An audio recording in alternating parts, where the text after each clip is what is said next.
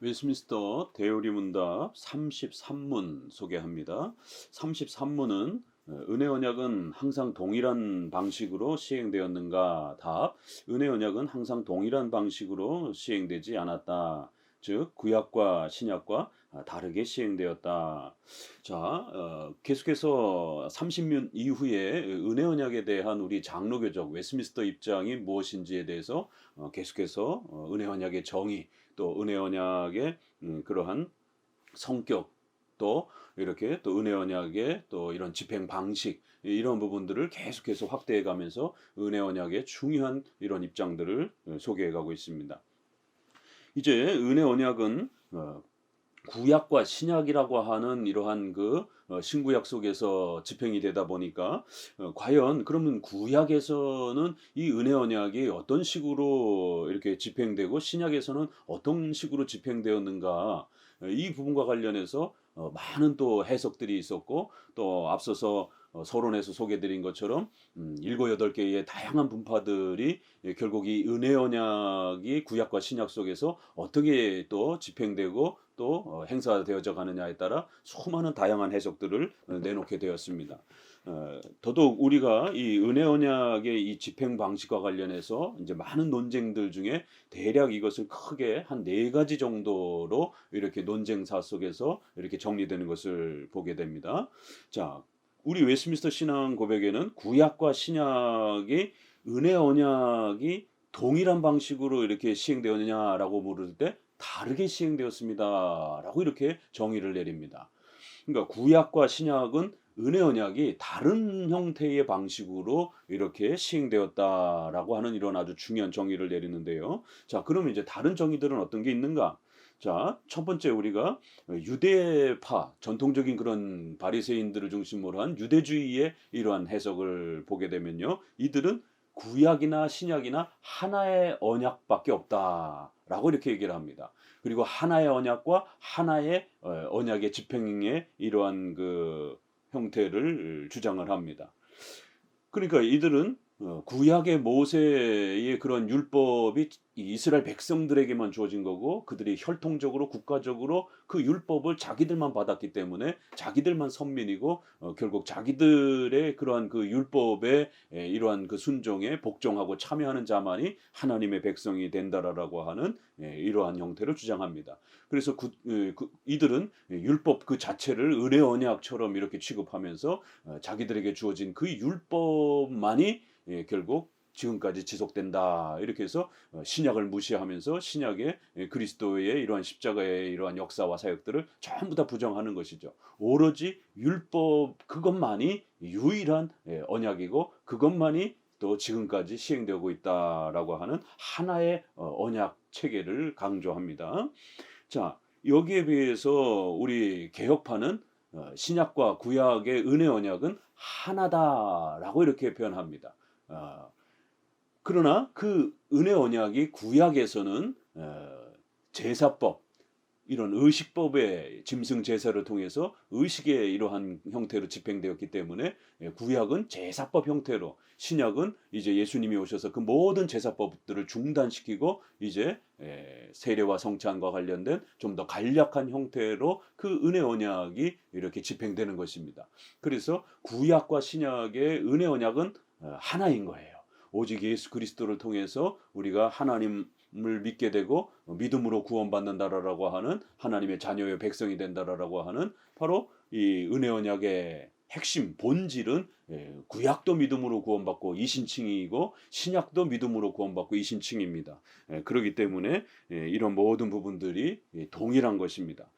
그러나 그 집행의 외적인 그 집행 방식은 구약은 의식법과 제사법으로 집행이 되었고 신약은 그것이 폐지된 그러한 형태로 집행이 되는 것입니다. 그래서 시행 방식이 신구약의 그런 은혜 언약의 집행 방식이 두 가지 형태로 구약과 신약이 서로 다른 형태로 이렇게 집행이 되는 것입니다. 그래서 개혁파는 하나의 언약과 두 경륜 이렇게 표현을 하는 겁니다. 본질에 있어서는 하나이지만 시행의 외적 방식에 있어서는 하나님의 통치 방식이 구약에 있어서와 신약이 경륜적 차이를 왜 하나님이 그걸 다르게 사용하셨기 때문에 그런 것이에요. 그래서 하나의 언약 두 경륜 이렇게 표현하는 것입니다. 하나의 언약, 두 집행 방식 이렇게 표현을 하는 것입니다.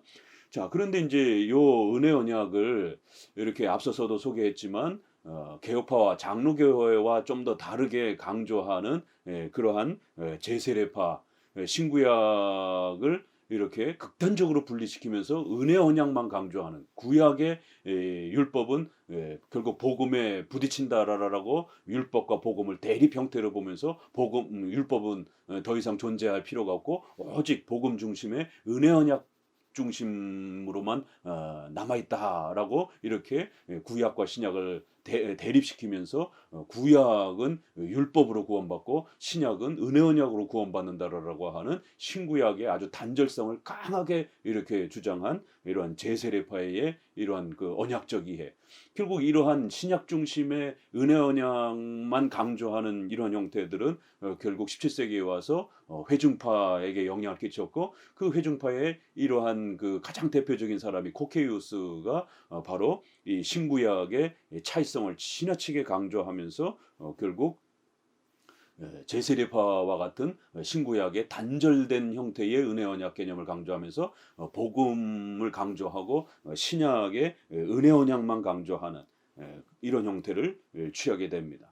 그래서 비록 제세례파와 똑같이 신구약의 극단적 단절 형태로는 말하지 않지만 코케이오스는 그 은혜 언약의 차이성을 더 극단적으로 강조하면서 장로파처럼 은혜 언약이 같다라고 하는 하나다라고 하는 여기에 중심을 두면서 그 차이성을 설명하는 게 아니라 코케이오스는 제세례파처럼 두 언약은 서로 분명히 구약과 신약의 은혜 언약은 서로 다르다라고 하는 이러한 부분을 더 중심에 두면서 구약은 좀 더 수준이 떨어지는 그러한 아주 미흡한 그래서 구약에는 제세례파는 믿음으로 구원받지 않는다. 또 구원받은 자가 없다라고까지 이렇게 얘기할 정도로 아주 극단적 분리를 주장했고 코케이오스는 여기에 간과 신약에 보게 되면 로마서도 그렇고 히브리서에도 그렇고 간과라는 단어가 납니다. 지나치다 이런 표현을 이렇게 소개를 합니다.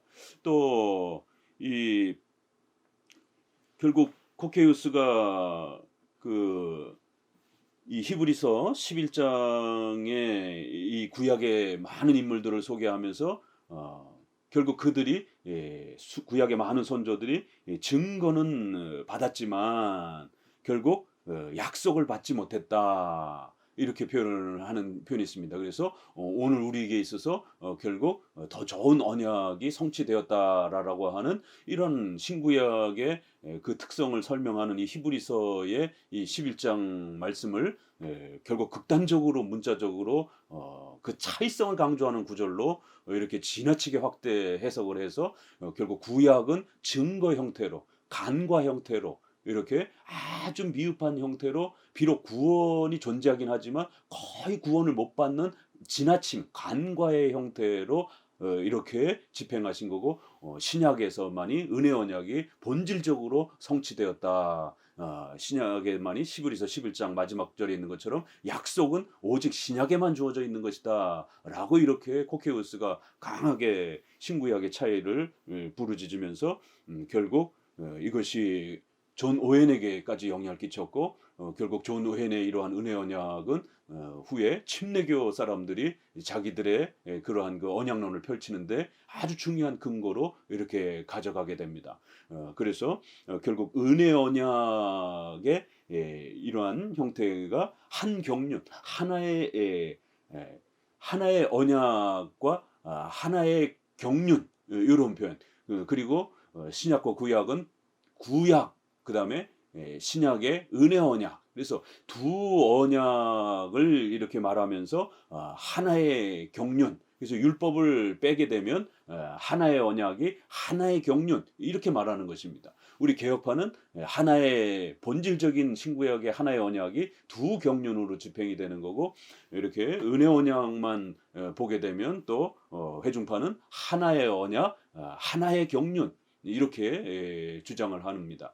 그러나 이제 회중파는 언약에 대한 그 표현 방식에 따라 구약 율법, 신약은 은혜 언약 이렇게 해서 두 언약이 존재하지만 하나의 은혜 언약을 다스리는 경륜만 존재한다 이렇게도 표현하고 은혜 언약 중심으로 이야기하게 되면 하나의 은혜 언약, 하나의 경륜, 통치 방식 이렇게 표현하기도 하는 것입니다. 그래서 결국 구약은 거의 구원이 이렇게 없지는 않지만 아주 극히 제한된 아주 간과의 방식으로 그러나 신약은 본질적인 은혜 언약이 결국 신약에서 성취된다. 이거 존 오웬의 이런 은혜 언약도 설명을 보게 되면 구약은 이렇게 임시적 은혜 언약 뭐 이런 표현까지 사용하면서 구약의 은혜 언약은 완성된 은혜 언약이 아닌 것처럼 이렇게 표현합니다. 그러니까 예수님이 오셔서 그 은혜 언약이 우리가 완성됐다라고 이렇게 표현할 수 있습니다. 그렇지만 구약의 성도들 다윗과 아브라함이 구원을 못 받는다라는 정도까지의 이러한 그 임시적 언약 이런 형태로 쓰지는 않습니다. 비록 예수님이 인성을 가지고 오셔서 신약에 성취하는 것 때문에 우리가 신약의 은혜 언약이 성취된다. 라고 표현을 합니다. 그러나 그럼에도 불구하고 구약에도 구원받는 데 있어서 예수 그리스도의 은혜로 구원받는 이러한 이신칭의 원리가 동일하게 은혜 언약이 작동되는 그래서 구약의 백성들도 충분히 오실 예수님을 바라보면서 구원받는 은혜 언약이 작동이 되는 것이에요. 비록 예수님의 십자가의 사건은 아직 성취가 되지 않았지만 오실 예수님을 바라보는 이신칭의 원리가 동일하게 작동이 되는 것입니다. 그러니까 이러한 그 차이점들을 결국 잘못 접근한 존 오웬의 이러한 은혜 언약은 구약은 거의 이렇게 은혜 언약이 형식적으로만 주어져 있는 것처럼 아주 미흡한 형태로 주어져 있는 것처럼 그래서 구약의 많은 인물들이 결국 구원에 참여하지 못하는 형태인 것처럼 이렇게 비록 제세례파처럼 아주 극단적으로 말하진 않지만 코케우스와 비슷하게 임시 언약, 간과의 언약, 또 한시적인 언약, 뭐 아주 약한 언약 그리고는 신약만이 실제적으로 완성되고 본질된 그러한 은혜 언약이다라는 이런 표현을 씁니다. 그렇기 때문에 결국 제세례파가 구약의 이러한 은혜 언약을 단절시키고 신약 중심으로 은혜 언약을 펼치는 그러나 우리 장로교는 구약의 할례 제도와 이런 부분들을 우리의 유아 세례까지 연결시키면서 이렇게 구약도 은혜 언약으로서 그 약속의 표징으로 할례를 받았듯이 신약도 세례를 유아 세례를 받는 이렇게 신구약의 언약이 동일한 것을 이렇게 강조하면서 통일성을 강조하는데 침례교라든가 결국 회중파의 또 쿠케이오스의 이런 방식들은 그 구약의 이러한 은혜 언약은 아주 이렇게 미흡하고 약한 형태 그래서 통일성에 있어서 연속되지 않고 신약에 존재하는 은혜 언약만이 가장 중요한 핵심적 은혜 언약인 것처럼 이렇게 강조를 합니다. 자, 그 다음에 네 번째는 세대주의적인 은혜 언약 개념이죠. 그래서 앞서도 소개한 것처럼 여기는 많은 두 개의 언약, 율법과 뭐 언약 또 그 7개 정도의 많은 언약 이런 많은 언약들이 다 단절되어서 실패되었고 결국 지금은 은혜 언약 시대에 결국 다른 방식으로 또 집행되어져 가는 그래서 다중 언약 또 다중 경륜 이런 형태로 펼쳐서 소개를 하는 것입니다. 이렇게 은혜 언약의 그 집행 방식과 관련해서 은혜 언약 하나만 보게 되면 이렇게 아예 은혜 언약 자체를 율법에다 맞춰서 하나의 언약, 하나의 경륜 이렇게 주장하는 유대주의죠. 방식 개혁파는 하나의 언약, 두 개의 경륜. 또 회중파는 하나의 언약, 또 하나의 또 이러한 경륜. 이건 유대파하고는 좀 다르지만 은혜 언약의 그러한 경륜, 집행 방식에 있어서는 결국 구약이나 신약이나 은혜 언약 하나만이 결국 존재하는 그래서 구약에는 주로 의식법과 이런 것들이 지배하던 시대였기 때문에 거의 은혜 언약이 제대로 집행되어지지 못했다라고 생각을 하는 것입니다. 그래서 은혜 언약은 하나이면서 결국 신약에 와서만이 그 집행과 경륜 통치도 신약에 와서만이 궁극적으로 완성됐다라고 하는 하나의 은혜 언약, 하나의 경륜. 또 세대주의는 많은 은혜 언약, 많은 또 통치의 경륜 이런 식으로 접근하는 것입니다. 이렇게 구약과 신약 속에서 은혜 언약이 어떻게 집행되느냐에 대한 많은 해석들이 있어서 혼동을 일으켰고 이럴 때 적어도 웨스트민스터는 은혜 언약의 본질은 앞서서 소개한 것처럼 구약이나 신약이나 이신칭이 오직 예수 그리스도로 믿음으로 구원받는 것. 다만 구약은 인성을 가지고 오실 예수님은 아직 안 오셨기 때문에 바라보는 방식이고, 비록 신성은 구약에도 여전히 계시는 것이에요. 그러나 인성은 아직 안 오셨기 때문에 이 장차 오실 예수 그리스도를 바라보는 것이고, 또 신약에서는 인성을 가지고 오신 예수님, 그리고 십자가의 그 구원의 사역을 성취하신 그러한 예수님, 이러한 신구약의 은혜 언약은 동일하다라는 거예요. 본질은 그 은혜 언약의 주체, 또 은혜 언약을 이루시는 예수 그리스도, 또 그 은혜 언약의 대상인 바로 예정된 하나님의 백성들, 그 다음에 또 그걸 성취하는 성령의 효력적인 은혜, 이런 모든 은혜 언약을 집행하는 본질은 하나고, 또 그 은혜 언약을 통해서 구원받는 것도 동일하고, 그 구약의 이러한 백성들도 효과적으로 구원받는 데 있어서 충분한 것이에요. 그러나 집행의 외적 방식이 구약은 제사법 형태였고, 신약은 오직 예수 그리스도의 이러한 십자가의 성취로 이루어진, 그래서 그 외적 방식이 좀 더 이제는 세례와 성찬이라는 형태로 간략하게 정리가 된 이런 형태죠. 그래서 두 개의 경륜, 하나의 언약, 은혜 언약은 하나이고 신구약 하나이고, 집행 시행 방식이 통치 경륜이 두 개이다라고 이렇게 정의를 내린 것입니다. 바로 이러한 그 정의가 헷갈려서 많은 은혜 언약에 대한 이런 논쟁들이 지금까지도 번지고 있는 것입니다. 또 요한일서 2장 7절에 새 계명을 너에게 이렇게 주노니, 이러한 부분에서 새 계명이라고 말하지만, 그러나 그것은 또 새 계명이 아니다, 또 그것은 옛 계명이다, 이렇게 또 표현하기도 합니다.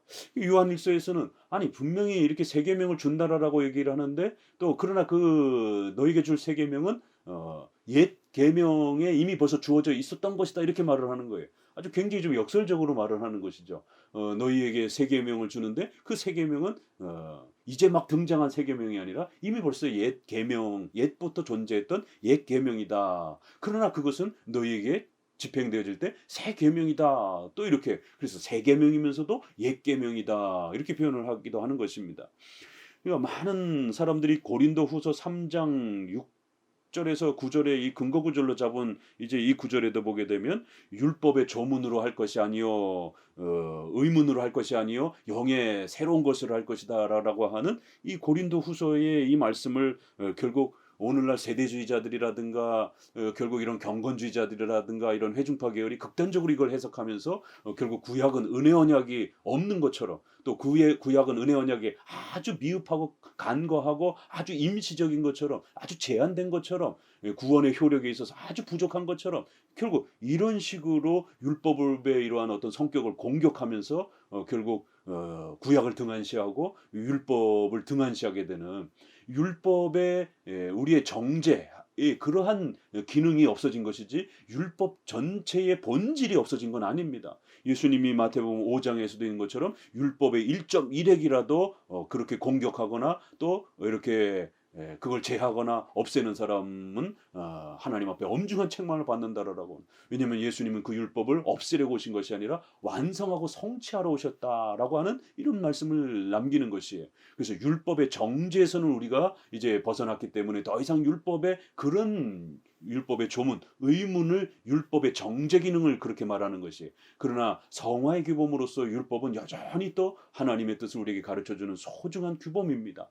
그래서 율법은 이렇게 어떤 부분에서 의문과 율법의 조문의 기능으로서, 정죄 기능으로서 우리 신자에게 더 이상 효력이 없는지, 그러나 또 다른 기능으로서는 여전히 율법이 또 효력이 남아 있는 것이에요.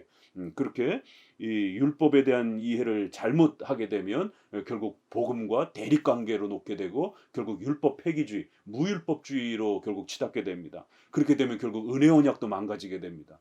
그래서 이렇게 은혜 언약과 관련해서 그 집행 방식은 구약에는 제사법 형태, 신약에는 예수님이 오셔서 그 모든 제사법을 이제 중단하는 그런 형태입니다. 그래서 구약에 있는 의식법을 오늘 우리 시대다가 구약에 문자적으로 분명히 성경에 있지만 그대로 적용해서는 안 되는 것입니다. 이런 부분들이 다음 34한문에 계속 이어집니다.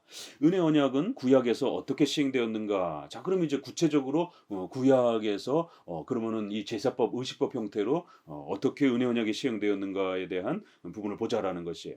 자, 은혜 언약은 다 구약에서 약속들, 예언들, 또 그다음에 제사들, 할례, 유월절 그리고 기타의 예표와 의식들에 의해서 시행되었는데 그것들은 모두 앞으로 오실 예수 그리스도를 예표하는 방식으로 그 당시에는 선택된 자들에게 약속된 메시아에 대한 신앙을 일으키는데 충분하였다. 그들은 이 메시아로 말미암아 완전한 죄사함과 영원한 구원을 얻었다. 이렇게 표현을 합니다. 자, 구약에는 어떻게 표현됐다고요? 이런 많은 제사법들과 의식법들을 통해서 집행이 되었고 또 그리고는 장차 오실 예수 그리스도를 예표하는 방식으로 그렇게 모형론적인 방식으로 구약에서는 은혜 언약들이 집행되었다라는 거예요. 그래서 반드시 구약에는 율법의 이러한 외적인 이러한 형식들을 통해서 제사법으로 표현되어 있는 이런 부분들을 우리는 오늘 우리 시대에 그대로 적용할 수는 없습니다. 왜냐하면 예수님이 오셔서 그 모든 것들이 중단되었기 때문에 그 이 의식법과 예언과 또 모형론에 숨겨져 있는 그러한 규범들, 하나님의 뜻을 교리들을 잘 찾아내서 그거를 적용하는 것입니다. 외적인 그러한 율법적인 형식과 임시적으로 사용했던 이런 제사법적 형식들을 피제사라든가 성전제사라든가 이런 것들을 그대로 성경에 있지만 문자적으로 적용하는 게 아닌 것입니다. 또 그다음에 예표론과 관련해서도 이제 이런 부분에서 코케우스는 이제 회중파 또 계열에서는 또 대표적인 조나단 에드워드도 그렇고 결국 이러한 은혜 언약에 접근하는 방식이 장로파하고 이렇게 차이가 있기 때문에 결국 은혜 언약 중심으로 구약의 이런 부분들을 좀 더 불편하게 이렇게 보다 보니까 결국 모형론 중심으로 예표론 중심으로 구약의 모든 부분들을 이렇게 보려고 접근했고 그래서 구약의 예수 그리스도와 관련된 부분에만 집중하게 되는 그래서 이 예표론을 해석하는 데 있어서 지나치게 확대된 적극적인 이러한 형태의 모형론을 사용하게 됩니다. 이건 루터파의 방식입니다. 루터파가 이신칭에 집중하면서 그 모든 부분들을 창세기부터 말라기까지를 모든 표현들을 예수 그리스도의 예표론에다가 끌어다가 이건 그리스도의 뭐고 이건 그리스도의 뭐고 이건 그리스도의 어떤 거고 이렇게 은혜 언약을 보충하는 설명으로서 구약을 단지 그 정도로만 사용하다 보니까 구약에서 7대 교리를 이렇게 균형 있게 설명하지 못하고 오직 은혜 언약에 필요한 부분들만 이렇게 설명하는 그러니까 결국 은혜 언약에 필요한 부분들을 중심으로 해서 구약을 보다 보니까 이렇게 예표론이라든가 모형론을 루터파처럼 적극적으로 모든 성경에다 적용하는 이렇게 예표론 확대적 예표론 적극적 예표론 방식으로 이렇게 구약을 해석해 나갑니다. 그래서 조나단 에드워드의 구약 해석 방식은 상당히 루터가 사용했던 루터파적 모형론하고 같은 방향을 취하고 있습니다. 볼콥이나 바빙크는 이 예표론과 모형론은 소극적으로 사용해야 된다 이렇게 정리를 해야 합니다. 웨스트민스터에서도 이렇게 예표하고 있는 그 부분 정도 내에서 성경 전체를 구약을 모두 다 예표론에다만 맞추면 안 되고 7대 교리를 설명하는 그 모든 균형을 이뤄야 되는 거예요. 그리고는 제사법과 관련해서 특별히 예수 그리스도의 장차 오실 예수님의 십자가의 구속 사역과 연결돼서 설명되어진 그 정도 범위는 큰 히브리서예를 따라서 그렇게 예표론으로 해석되고 있으면 그건 예표론으로 해석하면 되는 거예요. 그래서 성경 자체가 예표와 이런 모형을 소개하는 그런 설명이면 그건 그대로 설명하면 되는 거예요. 그러나 성경 자체가 예표론을 말하지 않는데도 그걸 억지로 예표론에다가 이렇게 끌어다가 쓰게 되면 지나친 문맥에 맞지 않는 이런 극단적인 지나친 해석이 억지 해석이 되는 것입니다. 그래서 굳이 그 본문을 예수님에다 설명하지 않고 신론을 설명할 수도 있고 교회론을 설명할 수도 있는 것이에요. 그래서 루터는 에스더서, 잠언서, 에스더서는 하나님 제사 얘기가 하나도 안 나옵니다. 또 잠언서는 율법 제사 얘기가 거의 안 나옵니다. 이러다 보니까 루터는 잠언 에스더서를 굉장히 어려운 서신이라고 이렇게 이야기하고 또 잘 취급하지도 않습니다. 주로 레이기라든가 이렇게 예표론이 집중되어 있는 이런 성경을 좋아하게 됩니다. 바로 이러한 그 불균형이 일어난다라는 것이에요. 예표론을 너무 집중적으로 확대 사용하게 되면 그래서 이러한 그 회중파 방식의 루터파 방식의 또 이러한 은혜 언약을 극단적으로 예표론 중심으로 구약을 보려고 하는 이런 방식들은 조심하셔야 됩니다. 비록 예표론은 아주 중요한 것이지만 구약이 설명하는 정도까지만 머무르셔야 되는 것이. 그래서 이렇게 예표론으로 구약은 모형론적으로 설명하는 부분도 있고 때로는 예언의 방식으로 약속의 방식들로 또 이렇게 소개하기도 합니다. 이러한 모든 은혜 언약은 구약에도 여전히 뒷부분 문장 아주 중요하죠. 선택된 자들에게, 그래서 예정과 은혜 언약이 항상 함께 흘러가도록 이렇게 표현합니다. 최근에 이러한 복음지권내라든가 회중파권내라든가 코케이어스도 그렇고 은혜 언약과 예정은 대상이 다르다라고, 또 최근에 페더럴 비전의 은혜 언약 취소론을 주장하는 사람들도 예정과 은혜 언약은 대상이 서로 다르다라고 이렇게 또 공격적으로 비판을 합니다. 그러나 웨스민스터는 그 예정된 자들에게 그 예정의 은혜를 베푸는 방식이 은혜 언약이라는 것이에요. 그래서 선택된 자들에게 약속된 메시아의 신앙을 일으키는데 구약도 충분하였다.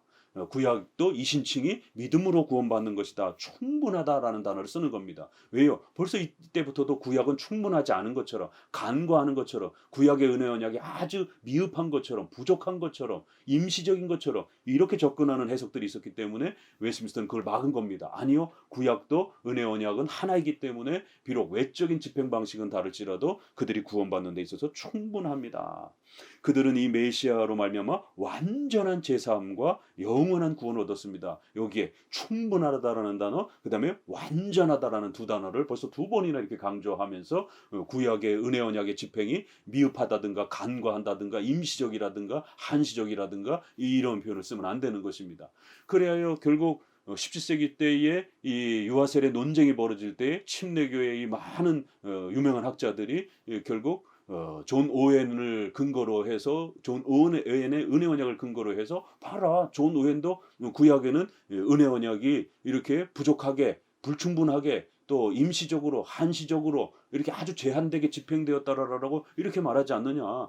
그렇기 때문에 구약의 이런 할례와 이런 부분들을 신약의 유아 세례로 이렇게 끌어다 쓰면 안 된다. 그건 단절된 것이다. 이러면서 엄청난 그 논쟁이 일어날 때 침례교 신학자들이 존 오웬을 이렇게 끌어다 씁니다.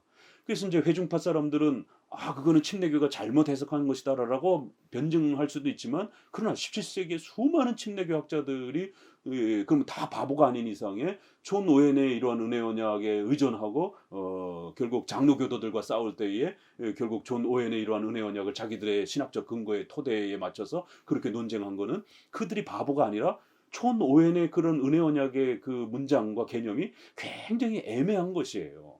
그래서 어떻게 보면 장로교적 입장 같은데, 그래서 은혜 언약은 하나다 이렇게 말하는 것 같은데, 그런데 또 구약은 은혜 언약이 아주 미흡한 것처럼, 완전하지 않은 것처럼, 충분하지 않은 것처럼 이렇게 또 강조하는 뉘앙스와 표현들이 많다 보니까 결국 굉장히 혼동을 주게 된 것입니다. 이런 부분들을 우리는 아주 이렇게 조심해야 됩니다. 자, 35문 은혜 언약은 그럼 신약에서는 어떻게 시행되었습니까? 답, 신약에서는 그 실체인 그리스도께서 나타나심으로 동일한 은혜 언약이 말씀의 설교와 세례와 성찬의 성례를 시행함으로 시행되었으며, 또한 지금도 여전히 시행되어야 한다. 이런 방식으로 은혜와 구원이 모든 나라에 더욱더 완전하고 분명하고 효과 있게 나타난다. 그래서 그러면 신약은 그러면 어떻게 집행이 됩니까?